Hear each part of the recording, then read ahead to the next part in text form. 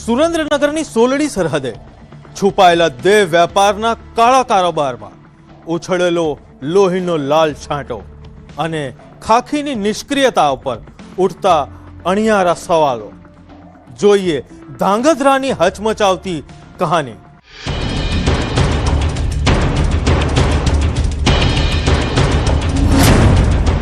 Highway પર હેવાનિયત. Dhrangadhra Halvad highway પર આવેલું સોલડી ટોલ નાકું, જ્યાં અંધારાના ઓથારે છેલ્લા કેટલાય સમયથી દેહ વ્યાપારનો વ્યવસાય ફૂલ્યો ફાલ્યો છે. પણ આ વખતે આ ગંદકીએ લોહીનો રંગ ધારણ કર્યો છે.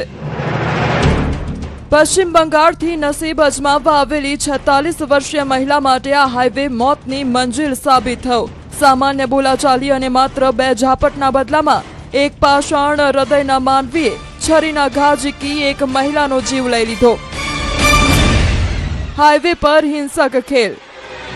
9/3/2026 રોજ ધાંગધ્રા પોલીસ સ્ટેશનના સોલડી ટોલ નાકા નજીક જે સામેની પડતર જે જગ્યા આવે છે સરકારી ખરાબામાં, ત્યાં આ કામના જે આરોપી છે મેરુભાઈ, એ મેરુભાઈ એક એની સ્ત્રી મિત્રને ત્યાં લઈ આવેલ અને જે બદકામ કરવાનું માટે બાજુમાં જે બીજી 3-4 મહિલાઓ જે બહારથી આવેલી હતી અમદાવાદ, એની સાથે વાતચીત કરેલ.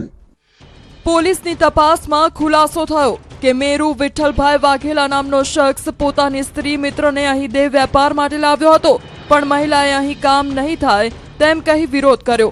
મામલો બીચક્યો અને મહિલાએ આવેશમાં આવી મેરુને 2 થપ્પડ મારી દીધી અને બસ આ જ અપમાનની આગમાં મેરુ જલ્લાદ બની ગયો.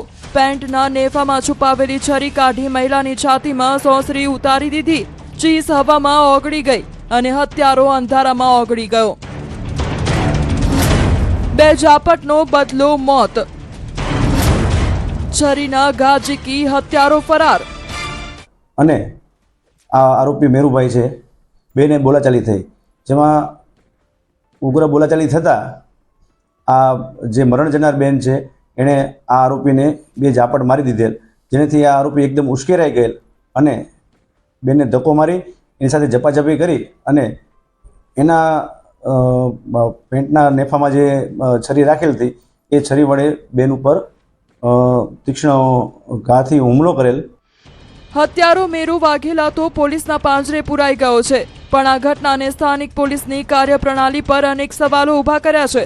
ટોલનાકા પાસે વર્ષોથી ચાલતા આ ગોરખ ધંધા પર અત્યાર સુધી કેમ કોઈની નજર ન પડી, કે પછી પોલીસ જાણી જોઈને આંખ આડા કાન કરી રહી હતી? મહિલાનું મોત એ આ ગંદા ધંધાનું માત્ર એક પરિણામ છે, પણ શું હવે પોલીસ આ કાયમી કેન્સર જેવી પ્રવૃત્તિને નાબૂદ કરશે?